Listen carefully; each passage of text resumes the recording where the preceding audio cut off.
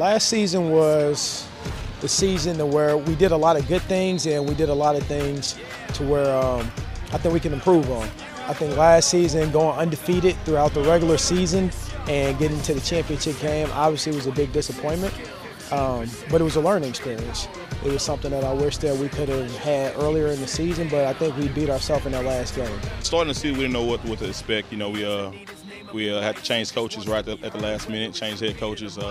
Coach Chris McKinney came in, did an outstanding job with picking personnel for offense and defensively.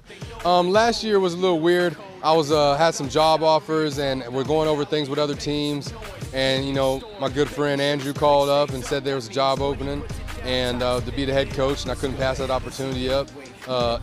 Especially with the lineup they had, a good defensive lineup, so I had to do it. I know it was a pressure for Andrew at the same time, but like I said, when the season had got started, you know, we didn't know what to expect. You know, we come off a 500 season last season with the Monsters, new league, new name, you know, new features and stuff like that, new fans. So for us to actually have a strong season like that, it really helped us out. You know, being the head coach took on a lot more responsibility, taught me a lot of good lessons about game plan and things like that I hadn't had to do before. So it was a good learning lesson. And then Coach of the Year was just, you know, thank God I had great players and they made great plays for me, man. The off season started, I would say, 2 hours after the championship game. 2 hours after that, it was getting back to work because our ultimate goal didn't happen. So for me, it was getting back into the gym. It's getting that connection and that chemistry back with our teammates because we plan on winning. We've got that San Antonio Spurs approach. It didn't happen the year before, but we plan on winning. We don't want to just win this year, we want to dominate every team. So every rep, that's what I'm thinking about the last game. When I want to quit, I'll keep pushing harder because next year we'll come back bigger, stronger, faster, more knowledgeable about the game. It's going to be a better show. Yeah, I pretty much just been keeping in shape, you know, trying to shed a few pounds, getting bigger, faster, stronger, you know, just do whatever we can to make be a better player for this upcoming season, and you know, and just being whatever I can be to support my team out there on the field, really. The level of competition in the X League it's an extremely physical league. It's a close quarters, it's hard nosed, and it's a lot of rivalry there. So it's something that I live for, honestly.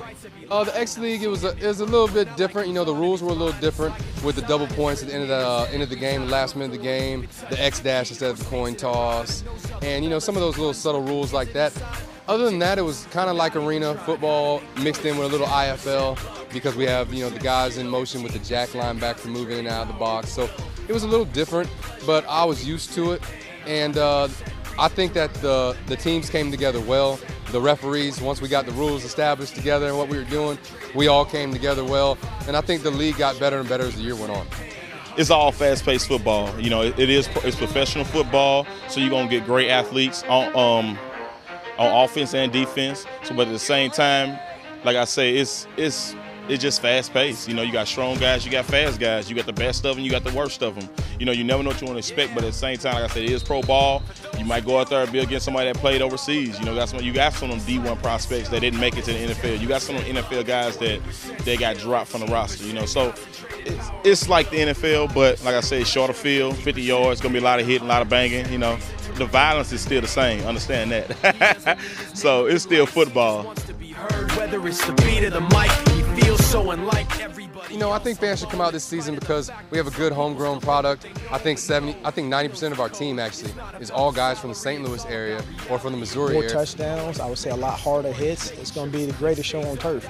We've got, like I said, we've got the best ownership, we've got the best front office, best coaching staff, and I think we got the best team in the league. We've got a couple new teams that join the league that are going to add to the excitement and add to the level of play. You know, I think we do have a great team, and I do believe we can come back and win the X Bowl and take it all the way. But like I said, it's up to us, you know, coaching staff. You know, we've got to be a team all the way around. We can't do it without the fans, really. You know, fan support really was big for us last year, and that really carried us through our season, really. Be 100% clear, cause Ryu was ill. Who would have thought he'd be the one that set the West in flames? And I heard him wreck it with the Crystal Method, name of the game. Came back, dropped Megadeth, took him to church. I like